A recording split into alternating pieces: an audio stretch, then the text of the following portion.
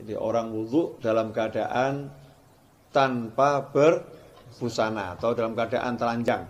Tentunya di kamar mandi ya. Ya, di kamar mandi, selesai mandi, dia belum sempat pakai busana, kemudian berwudhu. Wudhunya sah atau tidak.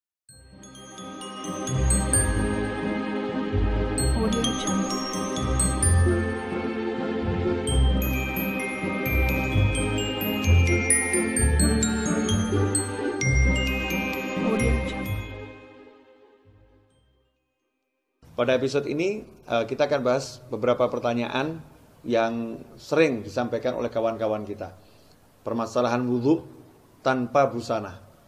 Jadi orang wudhu dalam keadaan tanpa berbusana atau dalam keadaan telanjang. Tentunya di kamar mandi ya. Ya, di kamar mandi, selesai mandi, dia belum sempat pakai busana, kemudian berwudhu. Wudhunya sah atau tidak?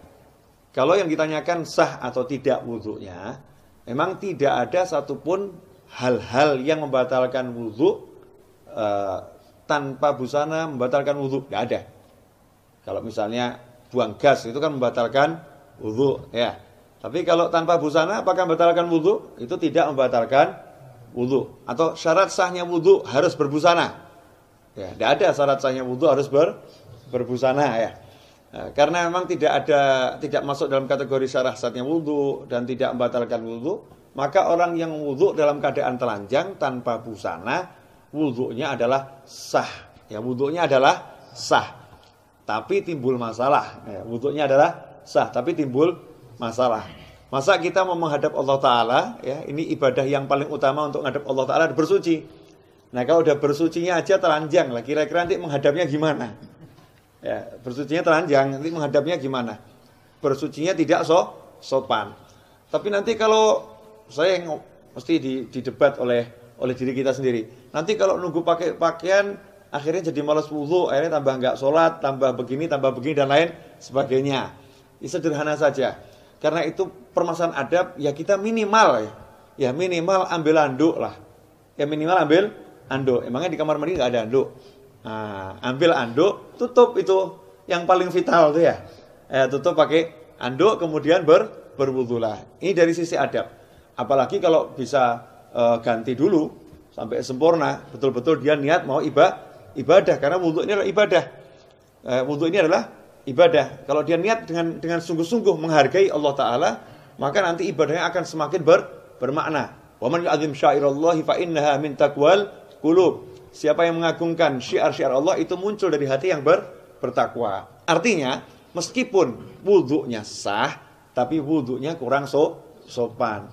Nah, biar sopan, maka ia berbusana. Kalau belum sempat berbusana, minimal yang paling vital ditutup dengan handuk atau apapun ya. Meskipun itu di kamar mandi ya, tempat yang tertutup.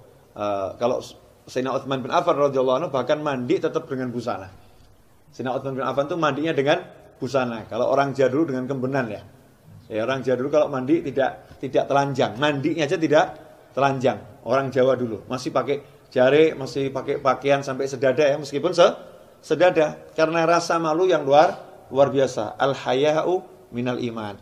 Nah, kalau sekarang ini dikatakan rasa malu itu bagian daripada iman. Sekarang jangankan wudhu ya, mau masuk kamar mandi aja udah telanjang duluan. Nah, mau masuk kamar mandi udah telanjang duluan, di kamarnya nggak ada orang, udah lepas di itu masuk kamar mandi. Memang betul nggak ada orang, tapi ada makhluk Allah yang lain. Jangan lupa jin itu juga punya mata ya. Nanti kalau jin jatuh cinta sama Anda gimana? Nah, terus dikeloni sama jin gimana? Nah, jinnya tertarik ya. Hamil oleh jin terus gimana? Ya naudzubillah min dzalik, bukan arti hamil beneran, bukan. Tapi nanti dibegitukan sama jin, kira-kira bagaimana? Makanya ada adab-adab yang harus dipenuhi.